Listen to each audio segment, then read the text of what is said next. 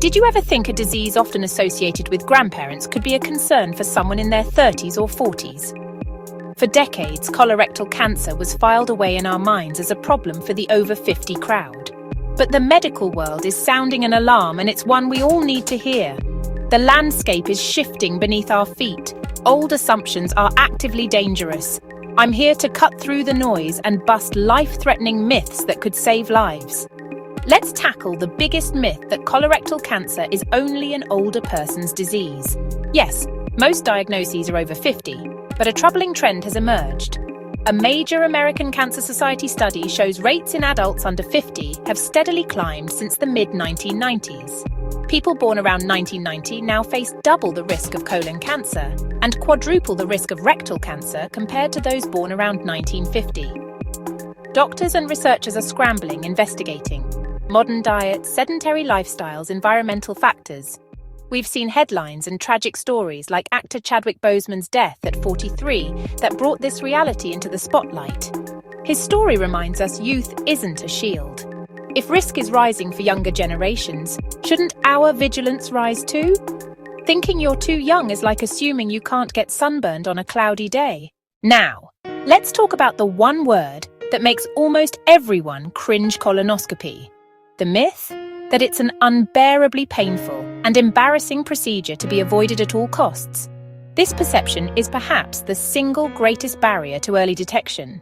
The prep is often described as the worst part, and the procedure itself is shrouded in anxiety. But what if I told you the reality is far less dramatic? The truth is, a colonoscopy is one of the most effective cancer prevention tools we have, and the experience is nothing like the horror stories you might have heard. It's a test that doesn't just find cancer, it can actually prevent it by removing precancerous polyps. Let's demystify the process. The day before, you'll be on a clear liquid diet and will drink a laxative solution to clean out your colon. Think of it as spring cleaning for your insides, a necessary step to give your doctor a clear view. Is it fun? No. But it's a temporary inconvenience for a massive long-term gain.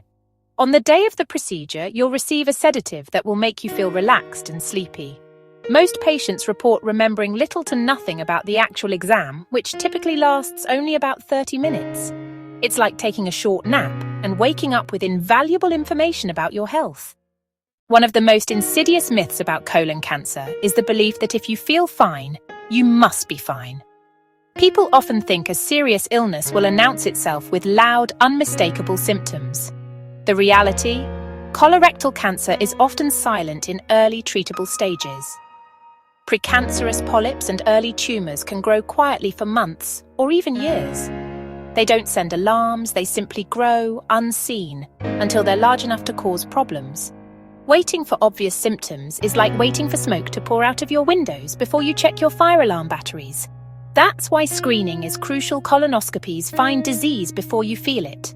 But also be attuned to subtle signs: persistent change in bowel habits, diarrhea, constipation, rectal bleeding, blood in your stool, ongoing abdominal discomfort, cramps or gas, feeling like your bowel doesn't empty completely.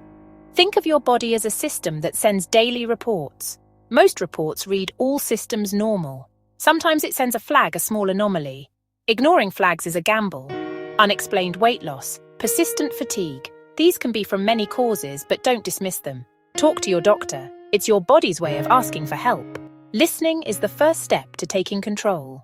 A common myth that creates a sense of helplessness is the idea that cancer is purely a matter of bad luck, bad genes. Many believe that if colon cancer doesn't run in their family, their risk is minimal. This is fundamentally untrue. About 75% of cases occur with no known family history. That means our daily choices and lifestyle habits play a massive role. Cancer isn't just something that happens to you.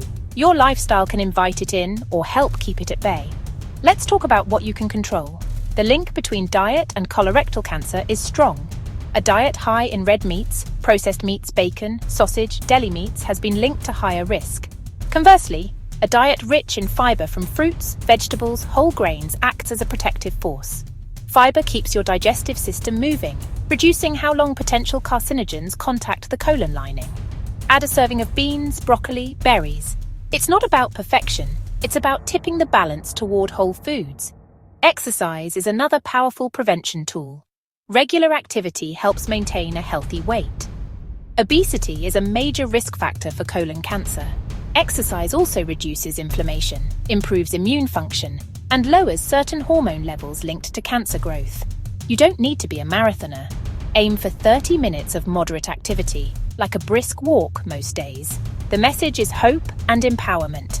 Colorectal cancer is highly preventable and, when caught early, often curable. Don't let myths and fear dictate your health journey. Take action.